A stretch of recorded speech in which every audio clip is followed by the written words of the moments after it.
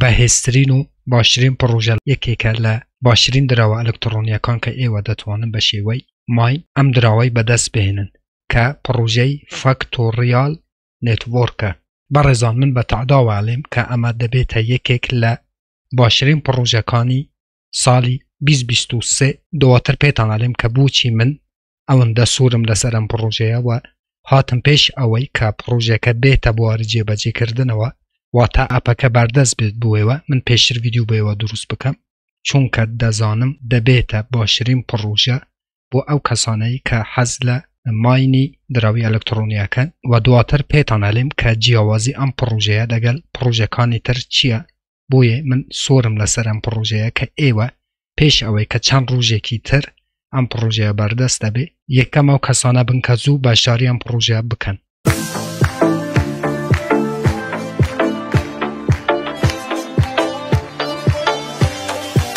سلااو هاوڕان منی هاتمعینم لێرە چەنەلی خۆتان چەنەلی بەدەستێنانی پارە لە ئەنتەرنێتە کە هەموو ڕۆژانی شەمە دوو شەمە چوارشەمە و هەینی ویدیۆکانی سەبارەت بە کریپتۆکارنسی یاخود هەمان دراوی ئەلکترۆنی لەناو ئەم چەنەلە ئاپلۆد یاخود پەخشەکەم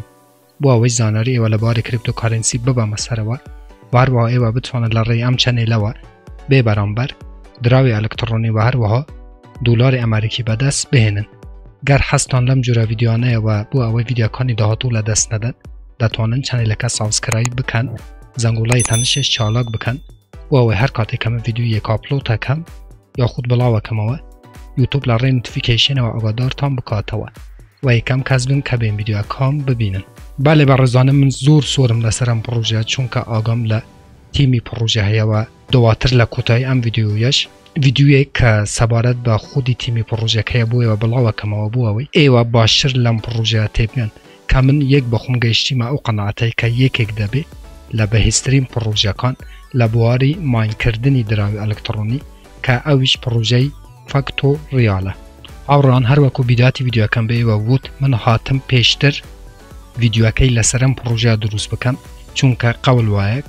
کە سەرەتای مانگی دوو واتە چەند ڕۆژی تر ئەم پڕۆژەیە دەست بەکار ببێ و بوو سیستەمی iOS و هەروەها ئەندروید ئێوە بتوانن ئەم دراوە بێ بەرامبەر ماین بکەن ئەوەی کە ئەم دراوە لە هەموو دراوەکانی تر یاخود لە نێتوۆرکەکانی تر جیاکەتەوە پێش هاتنی ئەم دراوە تیمەکەی نزیکەی 7 مانگ بوو ساڵێکە کار لەسەر ئەم پڕۆژەیەکە بۆ ئەوەی پڕۆژەیەکی باش لێ دەربچێ و ئەوەی کە جێی سەرنجی شەبوو من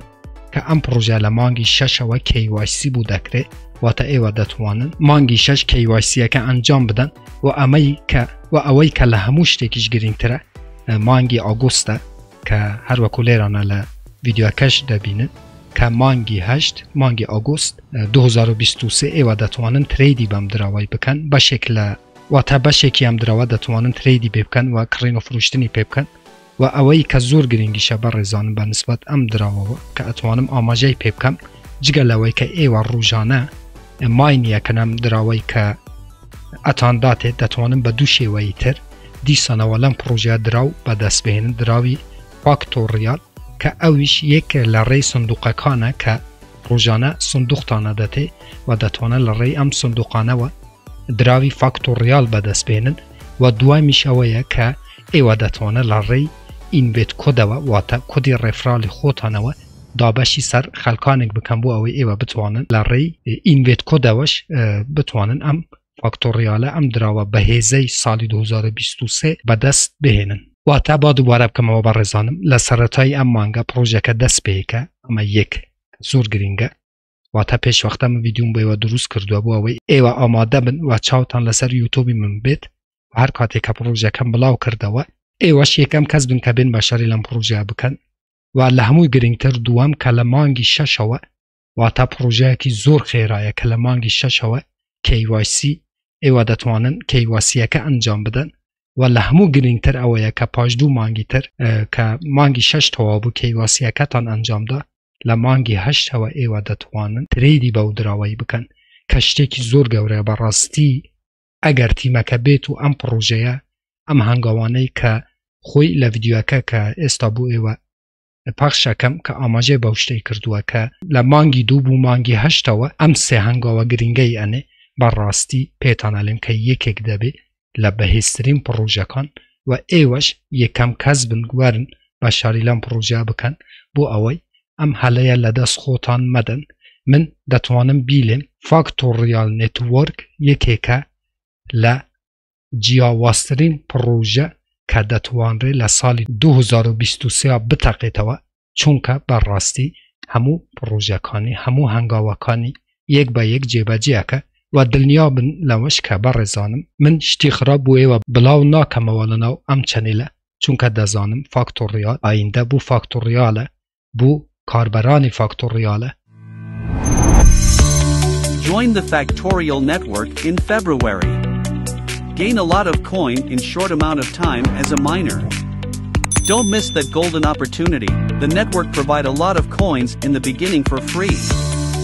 Factorial network will be the home for the crypto traders. The KYC will be available in June and the trading in August of 2023. Internal exchange and trades will be available also. Unlimited projects related to the giving value to our coin, for example payments with our cryptocurrency. See you soon.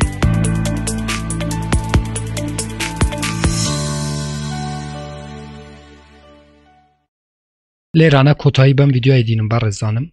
لهر شتێکی نوێ سەبارەت بەم پڕۆژە من دڵنیابم کە ویدیو لەسەر دروستەکەم و چاوەڕێی سەرەتای مانگیش بم بۆ ئەوەی ئەپەکە بەردەست بێ بووەوە بۆ ئەوەی ئێوە زوو بەشاری لەم پڕۆژەیە بکەن و مانگی هەش بتوانن بەشێک لەم توکەنانە کە کوتان کردیتەوە لەم پڕۆژەیە